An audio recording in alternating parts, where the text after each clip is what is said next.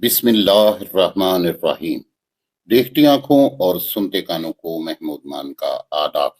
अपनी इस वीडियो में हम 9th क्लास के एनुअल एग्जाम यानी कि बोर्ड एग्जाम के उर्दू के पेपर के क्वेश्चन नंबर 2 यानी कि सवाल नंबर 2 जो कि आशार की तशरीह के हवाले से है, हल करने का तरीक़ेकार डिस्कस करेंगे। हर स्टेप की मुकम्मल मालूमात आपको फराहम की जाएगी। उम्मीद करता हूं कि आप पूरी वीडियो को बगैर स्किप किए देखेंगे ताकि आप सवाल नंबर 2 में पूरे नंबर लेने के काबिल हो जाएं। अजीज तुलबा, सवाल नंबर 2 में 2 अहम जुज होते हैं। पहला हिस्सा जो है वो हिस्सा नज़म के आशार की तशरीह के हवाले से होता है। इसमें अमूमन 4 आशार तशरीह के लिए आते हैं और आपने उनमें से कोई से 3 आशार की तशरीह लिखनी होती है। इस हिस्से के कुल नंबर 6 होते हैं और आपको इस हिस्से को हल करने के लिए ज्यादा से ज्यादा 15 मिनट का टाइम लगना चाहिए। दूसरा हिस्सा जो है वो गजल के आशार की तशरीह के हवाले से है। गजल के आशार की तशरीह के लिए आपको क्वेश्चन पेपर में 3 आशार दिए जाते हैं और आपने उनमें से कोई से 2 आशार की तशरीह लिखना होती है। इस हिस्से के नंबर होते हैं 4 और 2 आशार की तशरीह लिखने के लिए आपको ज्यादा से ज्यादा 10 मिनट लगने चाहिए। इस तरह से 15 मिनट हिस्सा नज़म के आशार की तशरीह के और हिस्सा गजल की आशार की तशरीह के 10 मिनट मिलकर 25 मिनट हो जाते हैं। यानी कि सवाल नंबर 2 को हल करने के लिए आपको ज्यादा से ज्यादा 25 मिनट का वक्त लगना चाहिए ताकि आप क्वेश्चन पेपर में मौजूद दूसरे सवालों को मुनासिब वक्त दे सकें। अब हम हिस्सा नज़म के आशार की तशरीह किस तरह से करनी है उसको स्टेप बाय स्टेप आपके सामने पेश करते हैं। और अजीज तुलबा, जैसा कि आपके सामने स्क्रीन पर आंसर शीट मौजूद है, आप सबसे पहले पेज के आगाज में मार्जिन लाइन के करीब सवाल नंबर 2 लिखेंगे। इसके बाद पेज के दरमियान में आशार की तशरीह की हेडिंग बनाएंगे और उसके बाद डिफरेंट कलर की मार्कर लेकर, अगर आपने ऊपर ब्लैक मार्कर को इस्तेमाल किया है तो कोशिश करें कि हिस्सा नज़म की जो हेडिंग है और छोटी ब्रैकेटें आप साइडों पे डालेंगे, ये आप ब्लू मार्कर के साथ लिखें। इसके बाद आप नीचे वाली लाइन पे लिखेंगे शेर नंबर 1 या वो शेर जिसकी तशरीह आपने करनी है, क्योंकि हिस्सा नज़म के 4 आशार आपको दिए जाएंगे, लेकिन आपने उनमें से कोई से 3 आशार की तशरीह लिखनी है और आपको सबसे पहले उस शेर की तशरीह लिखनी चाहिए जो आपके लिए सबसे ज्यादा आसान हो या जिसकी आपको अच्छे तरीके से तशरीह याद हो, आप बेहतर तौर पर परफॉर्म कर सकें। उस शेर का नंबर डालें, चाहे वो 2 नंबर पे है, 3 नंबर पे है या 4 नंबर पे है, आप उसका नंबर लिखेंगे। और उसके बाद अजीज तुलबा, आंसर शीट के दरमियान में जैसे कि आपके सामने नमूने के तौर पर लिखा गया है, आपने उस शेर को लिखना है और ये आप कोशिश करें कि आप पॉइंटर के साथ लिखें। उसके बाद दोनों मिसरे लिखने के बाद आप मार्जिन लाइन के करीब, जैसे कि स्क्रीन पे आपके सामने लिखा आपको नजर भी आ रहा है, आप लिखेंगे हवाला शेर। हवाला शेर की हेडिंग लिखने के बाद अब उससे निचली लाइन पर नज़म का उन्वान मार्कर के साथ लिखेंगे और फिर उस लाइन को छोड़कर उससे निचली लाइन पर उस नज़म का नाम लिखेंगे जिसमें से आपके क्वेश्चन पेपर में वो शेर है जिसकी तशरीह आप लिख रहे हैं, उस नज़म का उन्वान लिखेंगे। क्योंकि मैंने आपको बात समझाने के लिए पहला शेर जो है वो नज़म हमद में से लिया है, तो इसलिए मैंने नज़म का उन्वान जो है वो हमद लिखा है। आप भी इसी तरीके से अपनी आंसर शीट पर नज़म का उन्वान लिखेंगे और फिर इसके बाद शायर का नाम की हेडिंग बनाएंगे और शायर का नाम लिखेंगे जिसने वो नज़म लिखी है। यहाँ पे अजीज तुलबा ये बात ज़हन नशीन कर लीजिए कि शायर का नाम आपने पूरा लिखना है और सही हरफों के साथ लिखना है। जैसे कि ख्वाजा अल्ताफ हुसैन हाली मैंने लिखा है, मैं सिर्फ हाली लिखूंगा, या अगर वो शेर मीर तकी मीर का है, आप शायर का नाम सिर्फ मीर लिखते हैं, तो वो शायर का पूरा नाम नहीं है बल्कि शायर का सिर्फ तखल्लुस होगा।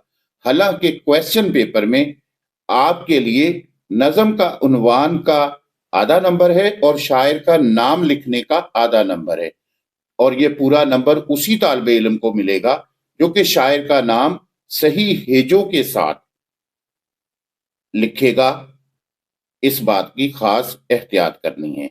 इसके बाद आपने हेडिंग बनानी है मुश्किल अल्फाज के मानी की, कि उस शेर के अंदर चाहे 2 हैं, चाहे 3 हैं या 4 हैं, जितने भी मुश्किल अल्फाज हैं उनको आप इस तरह से कॉलम की सूरत में लिखेंगे जैसे कि आपको नमूने के तौर पर लिखकर समझाया जा रहा है कि कब्जा लफ्ज है तो उसका मानी क्या है, इख्तियार या कंट्रोल, और बंदाए नाफरमा हुक्म ना मानने वाला यानी कि गुमराह शख्स। आप भी इसी तरीके से जिस शेर की तशरीह आपने करनी है, आपने उसमें से मुश्किल लफ्जों के मानी लिखने हैं।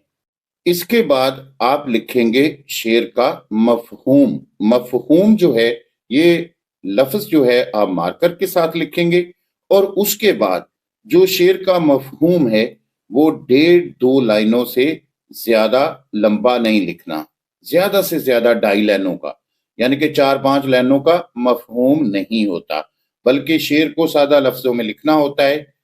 तो मैंने पहले शेर का मफहूम कुछ इस तरह से लिखा है कि दिलों पर अल्लाह रब्बुल इज्जत को इस कदर इख्तियार हासिल है कि उसका एक नाफरमान बंदा भी उसकी तारीफ कर रहा है। इसके बाद आप तशरीह की हेडिंग लिखेंगे मार्कर के साथ, और नीचे से जैसे कि आप देख रहे हैं कि पैराग्राफ बनाकर आपने तशरीह लिखनी शुरू करनी है। और पैराग्राफ शुरू करने का तरीका अजीज तुलबा इस तरह से होता है कि आप मार्जिन लाइन से आधा इंच जगह छोड़कर लिखना शुरू करते हैं, और फिर जब लिखते लिखते दूसरी मार्जिन लाइन के पास पहुंचते हैं बाएं तरफ वाली के, वहां से लफ्ज को मार्जिन लाइन से बाहर नहीं जाना चाहिए, आप नीचे वाली लाइन पे आ जाएंगे, और जहां पे आप दाएं तरफ की जो मार्जिन लाइन है उसके बिल्कुल साथ से लिखना शुरू करेंगे। आप मार्जिन लाइन से मार्जिन लाइन तक मुकम्मल तौर पर लिखेंगे, कोई जगह खाली नहीं छोड़ेंगे।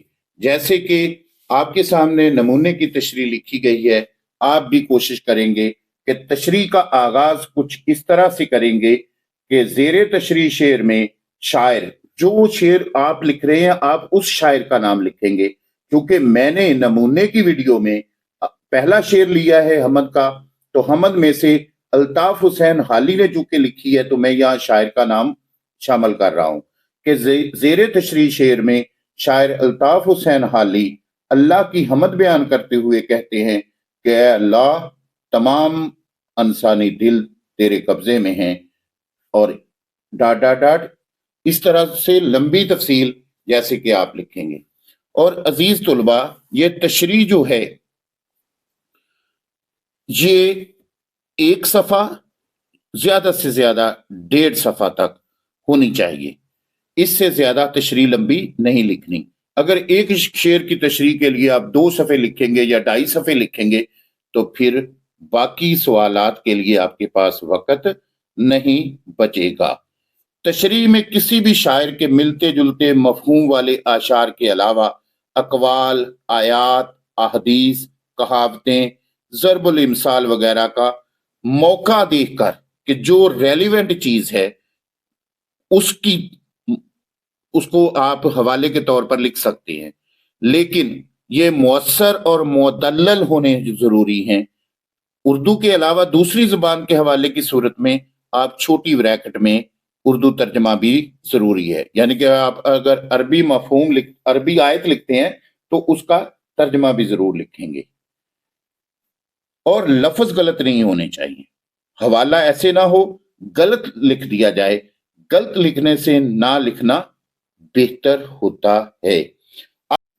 एक शेर की तशरीह मुकम्मल लिखने के बाद आप नीचे लाइन भी लगा सकते हैं और दोबारा से मार्जिन लाइन के पास आप शेर नंबर 2 की हेडिंग बनाएंगे, फिर शेर लिखेंगे, उसके बाद उसके मुश्किल अल्फाज के मानी लिखेंगे, फिर मफहूम लिखेंगे और फिर तशरीह लिखेंगे। इस तरह से हिस्सा नज़म के तीनों आशार की तशरीह आप मुकम्मल करेंगे, यानी कि शेर नंबर 1 की मुकम्मल हुई, फिर नीचे लाइन लगा दी जहां पे वो खत्म हुई है, फिर शेर नंबर 2 की हेडिंग देंगे, उसकी मुकम्मल जो तरीकेकार आपको समझाया गया है इस तरह से तशरीह लिखेंगे, एंड पे जाके आप लाइन लगाएंगे और उसके बाद शेर नंबर 3 की तशरीह इसी स्केच के मुताबिक लिखेंगे और जहां तशरीह मुकम्मल होगी वहां लाइन लगा देंगे।